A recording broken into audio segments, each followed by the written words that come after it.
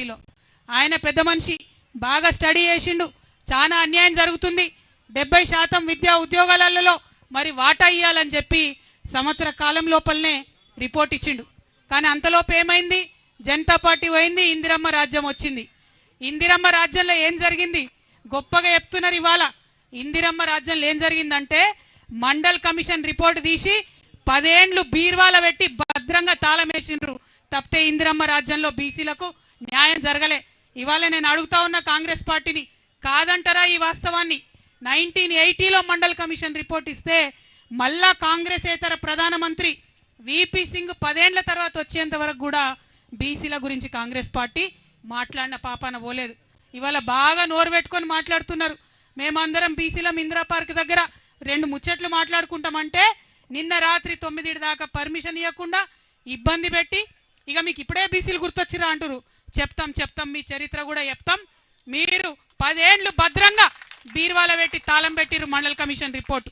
మళ్ళా కాంగ్రెసేతర ప్రధానమంత్రి వచ్చినప్పుడే, విపి సింగ్ గారు వచ్చినప్పుడే దానికి న్యాయం జరిగింది. ఆయన అమలు చేసిండు పాపం మండల్ కమిషన్ రిపోర్ట్ని. అమలు చేస్తే ఇక గొప్పగా మాట్లాడే భారతీయ జనతా పార్టీ నాయకులు విపి సింగ్ గారికి ఆనాడు సపోర్ట్ విత్డ్రా చేసుకున్నారు. ఆయన ప్రభుత్వాన్ని కూలగొట్టిండ్రు. సంకీర్ణ ప్రభుత్వం ఉండే, బీజేపీతో కలిసిన ప్రభుత్వం ఉండే, బీసీల కోసం మంచిగా చేసినటువంటి వ్యక్తి ప్రధానమంత్రిగా ఉండడానికి లేదని బీజేపీ ఆనాడు సపోర్ట్ వాపసు చేసుకున్నది. ఇది కాదా, ఇది తప్ప బీజేపీ నాయకులు ఇవాళ ఆన్సర్ చేయాలి. ఆనాడు మరి కాంగ్రెస్ వాళ్ళకు కూడా ఉండే ఎంపీలు, కానీ విపి సింగ్కి సపోర్ట్ చేయలేదు. మొత్తానికి ఆయన ప్రభుత్వాన్ని ఊలగొట్టిండ్రు. తర్వాత కేసుల మీద కేసులు వేసిండ్రు.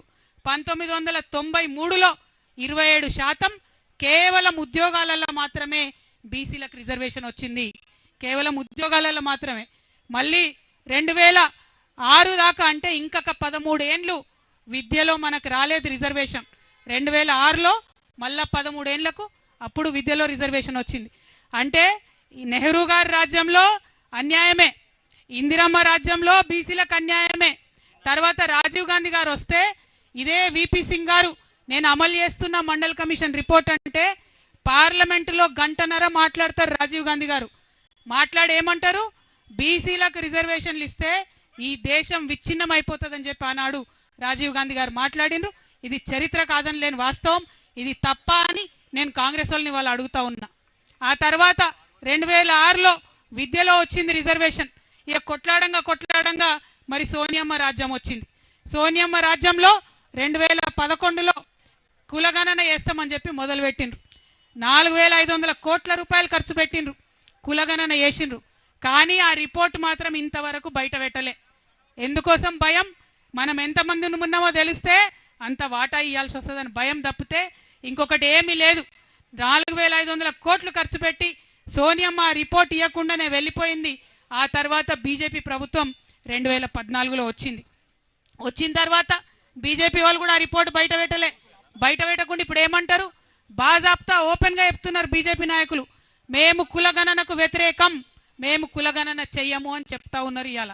అట్లా అని చెప్పి సుప్రీంకోర్టులో కూడా వాళ్ళు అఫిడవిట్ వేసిండ్రు.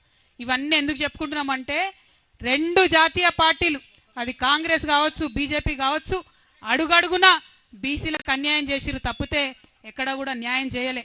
ఇవాళ నేను ఇప్పుడు చెప్పినటువంటి విషయాలన్నీ ఏ ఒక్కటి అవాస్తవమైనా నేను రాజకీయాల్లోంచి శాశ్వతంగా తప్పుకుంటానని చెప్పి ఛాలెంజ్ చేస్తా ఉన్నా కాంగ్రెస్ పార్టీకి, బీజేపీ పార్టీకి. నేను కరెక్ట్ మాట్లాడుతా ఉన్నా, న్యాయబద్ధంగా మాట్లాడుతా ఉన్నా, ధర్మబద్ధంగా మాట్లాడుతా ఉన్నా. ఎవరన్నా ఈ భారతదేశంలో బీసీలకు న్యాయం చేసిరంటే అది కేవలం ప్రాంతీయ పార్టీలు మాత్రమే. పైన మమతా బెనర్జీ దగ్గర నుంచి మొదలు పెట్టుకుంటే నవీన్ పట్నాయక్ గారు కావచ్చు, శరద్ పవార్ గారు కావచ్చు, ఏఐడిఎంకే కావచ్చు, డిఎంకే కావచ్చు, ప్రతి ఒక్క చోట మీరు ఎక్కడ చూసినా మన కేసీఆర్ గారు కావచ్చు, ఎన్టీఆర్ గారు కావచ్చు, కేవలం బీసీలకు న్యాయం చేసిందంటే ప్రాంతీయ పార్టీలు మాత్రమే న్యాయం చేసినాయన్న విషయం మనం విస్మరించడానికి లేదు అని మీకు ఈ సందర్భంగా నేను తెలియజేస్తా ఉన్నా. మరి ఇవాళ ఈ బీసీ మహాసభ వేదిక ద్వారా భారతీయ జనతా పార్టీని మేము మొదటి డిమాండ్ చేస్తూ ఉన్నాం. అదేంటంటే ఇప్పుడు సెన్సస్ చేస్తున్నారు, జనాభా లెక్కలు చేస్తున్నారు ఈ సంవత్సరంలో 2025లో. తప్పకుండా దాంట్లో కులగణన చేయవలసిందిగా భారతీయ జనతా పార్టీని నేను డిమాండ్ చేస్తా ఉన్నా. ఇక్కడ మరి రేవంత్ రెడ్డి గారి ప్రభుత్వం నడుస్తుంది, మీ అందరికీ తెలుసు.